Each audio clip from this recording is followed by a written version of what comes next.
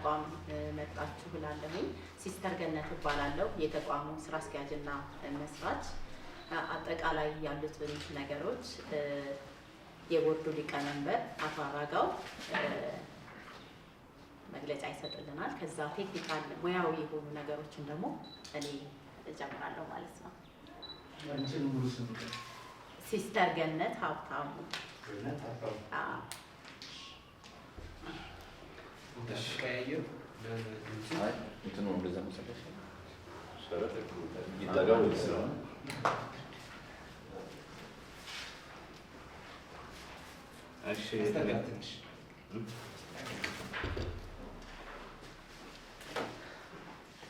እንደምን አረፈዳችሁ። በድጋሚ ወደ እሰይ ነርሲንግ ሆም በሰላም መጣችሁ እላለሁ። እንግዲህ እሰይ ነርሲንግ ሆም የተመሰረተው ስሜ አራጋው ኃይሌ ይባላል። የመስራችና የእሰይ ነርሲንግ ሆም የቦርድ ሰብሳቢ ነኝ። እንግዲህ እሰይ ነርሲንግ ሆም እንዴት ተመሰረተ የሚለውን ለመግለጽ እዚህ ያለነው አምስቱ መስራቾች በበጎ አድራጎት አረጋውያን ድርጅት ላይ ከ20 ዓመታት በላይ በቦርድ ሊቀመንበርነት በሙያ እገዛ ስናደርግ የነበረና ከዛ ካገኘነው ግንዛቤ ተነስተን የዚህን የነርሲንግ ሆም ለመክፈት ሀሳብ ይዘን በተለያየ ከ10 ዓመት በላይ ስንወያይበት የነበረና ወደዚህ የነርሲንግ ሆም በገንዘብ ተከፍሎ ሰዎች ገንዘብ ኖሯቸው ራሳቸውን እንክብካቤ እንዲደረግላቸው ተቋማት ነው የመሰረት ነው። ከዚህ በፊት የምንሰራበት ጎዳና ላይ የወደቁ እንደ መቄዶንያ እንደወደቁትን አንሱ እዛ ውስጥ ስራውን ሰርተናል። ገንዘብ የሌላቸው አረጋውያንም ሆነ አቅመ ደካሞች ወይም በህመም የተጠቁ ሰዎች ጎዳና ላይ የወደቁትን ከህብረተሰቡ ገንዘብ በማሰባሰብ እንክብካቤ እናደርግ ነበር። ነገር ግን እዛ በምንሰራበት ባለው ጊዜ ውስጥ ገንዘብ ኖሯቸው ነገር ግን እንክብካቤ ማግኘት ያልቻሉ አረጋውያንም ሆነ በበሽታ ወይም በተጓዳኝ በሽታ የተጠቁ ሰዎች ብዙ ጊዜ ጥያቄ ያቀርቡ ነበር እና እነዚህ ሰዎችም እንደሌሎቹ ሰዎች እንክብካቤና አገልግሎት ማግኘት ስላለባቸው ሰርቪስ ያስፈልጋቸዋል የሚል እሳቤ ይዘን የተነሳ ነው። እንግዲህ እኛ ዳሰሳ ባደረግንበት ወቅት ውስጥ ኢትዮጵያ ውስጥ ከ2 ወይም ከ3 በላይ በዚህ ስራ ላይ የተሰማራ የለም። ያም ቢሆን ስታንዳርዱን አሟልተው እየሰሩ አይደለም ያለ። ስለዚህ በሀገራችን ይሄ ነርሲንግ ሆም የመጀመሪያው እኛና ወይም ከኛ በፊት የነበሩት ሲሆን በዘርፉ ግን ልምድ ኖሯቸው እየሰሩ ባለመሆኑ እኛ እዚህ ሙያውም ያለን በአመራርም ክህሎቱ ያለን ሰዎች ልንከፍት ችለናል። ወደ እሰይ ነርሲንግ ሆም ስንመጣ እሰይ ነርሲንግ ሆም እንግዲህ ሊሰጥ ያሰባቸው ወይም እየሰጠ ያለ አገልግሎቶች 4 ናቸው። አንደኛ እዚህ እንደምታዩት በማዕከል ውስጥ ተገልጋዮች መጥተው እዚሁ ሁሉንም አገልግሎት የሚያገኙበት ይሆናል። ቤት ለቤት ደግሞ ሆም ቤዝድ ኬር የምንለው ነው። እዛ ባለሙያዎችን ልከን በቤታቸው ውስጥ እንክብካቤ ማድረግ ሲሆን እንደዚሁም ደግሞ እዚሁ ማዕከል ውስጥ የአረጋውያን መዋያ አገልግሎት ይህም ጄሪያትሪክ ዴይ ኬር ይባላል። አንድ አረጋውያን ልክ እንደ ህፃን ልጅ ጠዋት 12 ሰዓት ወይም 2 ሰዓት ላይ ቤተሰብ ጥሎት ይሄዳል። ማታ ሲመጣ ይወስዳል። በዛ ሂደት ውስጥ እኛ ሙሉ አገልግሎት እንሰጠዋለን። ከዚህ በተጓዳኝ ደግሞ ጄሪያትሪክ ነርስ ትሬኒንግ ይሄ ድርጅት ይሰጣል። የኛንም በስራ ላይ ያሉ ስልጠናውን ይሰጣል። ከዛ ውጭም ደግሞ የአቅም ግንባታ ትሬኒንግ ይሰጣል ማለት ነው። እንግዲህ ይህን ካልኳችሁ ቤት ለቤት አገልግሎት ምን ይመስላል የሚለውን ነገር ሲስተር ገነት ሙያዊ እንትኑን ትገልጽላችኋለች። እሺ፣ አመሰግናለሁኝ። በድጋሚ ሲስተር ገነት እባላለሁ። የጤና ባለሙያ ነርስ እና የስነ ምግብ ባለሙያ ነኝ። እንግዲህ ተቋማችን እሰይ ነርሲንግ ሆም ከስያሜው ለመነሳት ደስታ፣ ሀሴት፣ የወደፊት ኳሊቲ ኦፍ ላይፍ የምንለውን አረጋውያኖችን ተቀብለን ደስተኛ የሆነ ህይወት እንዲኖሩ ከዛ የተነሳ ነው ከስያሜው ብንነሳና መጀመሪያ ማንሳት የምፈልገው ምንድነው አረጋውያኖች ይህ ተቋም የተመሰረተበት ዋና ዓላማው ምንድን ነው ከተባለ ሁለት ነገሮችን በትንሹ ማንሳት ቅድም ወንድሜ እንዳለው ነው። አንደኛ በሀገሪቱ ውስጥ የአረጋውያን ቁጥር መጨመር እና የእድሜ ጣራቸውም በዚሁ ልክ እየጨመረ መሄዱ ትልቁ ችግር ነው።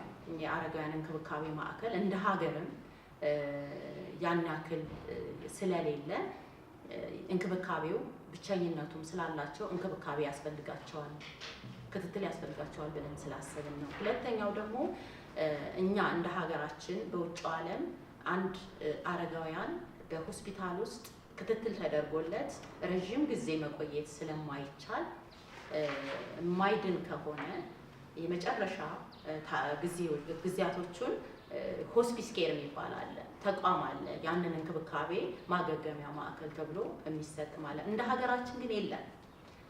ይሄ ከሆስፒታል የወጣ ሰው የት ነው ማረፊያ? ወደ ቤት ነው። የሰለጠነ ኬር ጊቨር አይደለም ቤት ውስጥ የሚያክመው። ስለዚህ ይህ ተቋም ከሆስፒታል ወጥቶ ሆስፒስ ኬር ስለሌለ ወደ ቤታቸው ነው የሚሄዱት። ቤታቸው ሲሄዱ ደግሞ አስፈላጊውን ክትትል፣ የባለሙያ ክትትል፣ የሰለጠነ ባለሙያ አይደረግላቸው ማለት ነው። ስለዚህ አረጋውያኖች ከሆስፒታል ወጥተው ምን ይፈልጋሉ? ክትትል፣ ተከታታይ የሆነ የሕክምና ፕሮሰስ አላቸው። እድሜው በራሱ የሚያመጣው ነገር አለ፣ ሰው ሰራሽ የሆነ አለ፣ ተፈጥሯዊ የሆኑ ህመሞች አሏቸው እና በብዙ መልኩ ነው የሚጠቁት። ሌላው ቤተሰቦቻቸው አብረው አለመኖር ከከተማም እድገት ጋር ይሁን ልጆች ሰርተው በሌላ መልኩ ሲሄዱ ከሀገር መውጣቱ በራሱ ልጆቻቸው በተለያየ በትምህርት ምድል በስራ ምድል ከሀገር ይወጣሉ። ስለዚህ እናት አባቶች ብቻቸውን ነው ያሉት። ይሄ እነዚህ ነገሮች በጣም በሰፊው ጎልተው የሚታዩና ለአረጋውያኖች ከፍተኛ ተግዳሮት፣ ማህበራዊ ተግዳሮት ብለን የምናስበው አንዱ ይሄ ነው። ወደ መፍትሄው ሲመጣ እሰይ ነርሲንግ ሆም 4 ሰርቪሶችን ነው አሁን ላይ እየሰጠ ያለው። አንደኛው በማዕከሉ ጠቅላላ በማንኛውም የእድሜ ክልል ላይ ያለውን የሞግዚትነት አገልግሎት ሙሉ ለሙሉ ተቀብሎ ያገለግላል ማለት ነው። ይሄ አገልግሎት ምንድን ነው ካለን የመጀመሪያው ሜዲካል ሰርቪስ ነው። እሰይ ነርሲንግ ሆም በትሬን በሆኑ ነርሶች ሰርቪሱን ይሰጣል። ምንድን ነው የመጀመሪያው አልጋ ላይ የዋሉ ሰዎች ሊሆኑ ይችላሉ፣ የሚንቀሳቀሱ ሊሆኑ ይችላሉ። ሙሉ ለሙሉ ደግሞ የሰውን እርዳታ ሊፈልጉ ይችላሉ እና ከደም ክትትል መለካት፣ ሱካር መለካት፣ መርፌ ላይ ያሉ ሊሆኑ ይችላሉ። ሳይኮቴራፒ ሊፈልጉ ይችላሉ፣ የስነ ልቦና ክትትል፣ ፊዚዮቴራፒ ሊፈልጉ ይችላሉ። ኒውትሪሽናል ኬር ያስፈልጋቸዋል በምግባቸው። አጠቃላይ እነዚህ ሁሉ ፓሊቲቭ ኬር የምንለው ደግሞ ክሮኒክ ላይ ወይም ስር የሰደደ ህመም፣ እነዚህ ሁሉ በማዕከላችን ክትትል ተደርጎ ስራውን ይሰጣል ሙሉ ለሙሉ። ሌላው ከተለያዩ የእምነት ተቋማት ላይ አግሪመንት በመፈራረም ክርስቲያን ከሆነ ከቤተ ክርስቲያን ጋር ንስሐ አባት መድበን ለተረጆቻችን ወይም ተገልጋዮቻችን ሰርቪሱ ይሰጣል። የትምህርት አገልግሎት አለ። ንስሐ አባት መጥቶ ትምህርት ይሰጣል። መቁረብ ካለባቸው ነርሶቻችን ቤተክርስቲያን ወስደው ያስቆርባል። በሙስሊሙም ተቋማት እንደዛው በማዕከሉ መጥቶ ትምህርት ይሰጣል። የአምልኮ ቦታ ክፍሎች አሏቸው ማለት ነው። እነዚህን የመሳሰሉ ሰርቪሶች ይሰጣሉ። ቤት ለቤት ሕክምና ደግሞ እንደ ተገልጋዩ ፍላጎትና ሁኔታ የሰለጠነ ባለሙያ ወደ ቤታቸው እንልካለን ማለት ነው። ቤት ለቤት ላይ አንዳንዴ በማዕከል ላለመምጣት ቤታቸው ሕክምና ያስፈልጋቸዋል ለተባለ እንልካለን። ይሄ ሰርቪስ በብዙ መልኩ ነው። ምናልባት የአርቲፊሻል ፉድ ወይንም በአማርኛ በአፉ መመገብ የማይችል በአርቲፊሻል ወይም ዩቲዩብ የምንለው በአፍንጫው ምግብ የሚወስዱ ሊሆን ይችላል። ኦክሲጅን የሚያስፈልገው ሊሆን ይችላል። ፊዚዮቴራፒ ሊያስፈልገው ይችላል። ብዙ ነገሮች አሉ። እነዚህን ክትትሎች እናደርጋለን። መድኃኒት የሚያስፈልጋቸው ነገሮችን ባለቤቱ ተገልጋዩ ያቀርባል። ነርሶቻችን ያን ሰርቪስ ይሰጣሉ ማለት ነው። ከተቋሙ ጋር በንጽጽር ስናየው እንደ ተቋም በተቋም ካውንስል እናደርጋለን። ምክንያቱም በቤት ውስጥ ሲሆን አጠቃላይ ማቴሪያሎቹ በእኛ እንደ ማዕከል በማዕከል ውስጥ ሲሆን የተሟላ ማቴሪያል አለ፣ ምቹ አልጋ አለ፣ ክትትል 24 ሰዓት የባለሙያ ክትትል አላቸው። ምግባቸው በባለሙያ ይሰጣል። ብዙ ነገሮች ነው በማዕከሉ ሲሆን። ምናልባት በቤተሰቡ ጣልቃ ገብነትም ሕክምናው ላይ ኢንተራፕት ይደረጋል፣ ይቋረጣል። እዛ ላይ የ12 ሰዓት ሰርቪስ ከተደረገ የእኛ ባለሙያዎች 12 ሰዓት ሰርቪስ ከሰጡ ማታ ላይ ይቋረጣል። 24 ሰዓትም ላይሆን ይችላል ሰርቪሱ እና ሙሉ ለሙሉ በማዕከሉ ያለው ሰርቪስ ይሄን ይመስላል። ሶስተኛው ዴይ ሴንተር የምንለው ነው። ምናልባት ያው የዕለት ከዕለት ቤተሰቦቻቸው እንቅስቃሴ ማድረግ ስላለባቸው ቤተሰቦቻቸውን ማኖር ስላለባቸው ስራ ይሄዳሉ። ስለዚህ እናት አባት ቤት ውስጥ ብቻቸውን ይኖራሉ ማለት ነው። ይሄ ማዕከላችን ከጠዋት 12 ሰዓት እስከ ማታ 2 ሰዓት ሰርቪሱን ይሰጣል።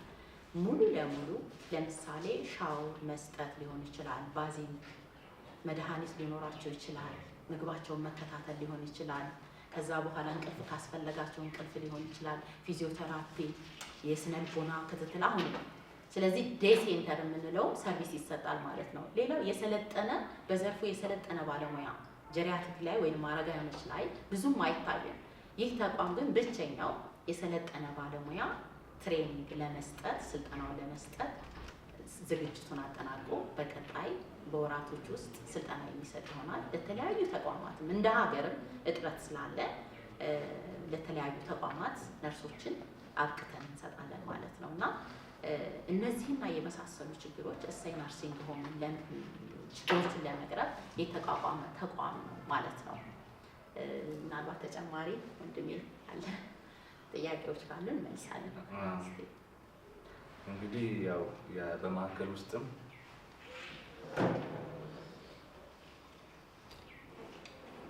በማዕከል ውስጥም ሆነ ቤት ለቤት እንዲሁም በዚህ በቀን ውሎ ያሉትን አገልግሎቶች ሲስተር ገነት በደንብ አብራርተዋለች።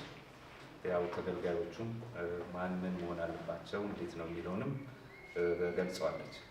ይህ ተቋም በዚህ አገልግሎት ወይም ደግሞ አሁን ባለንበት የሚቆም አይደለም።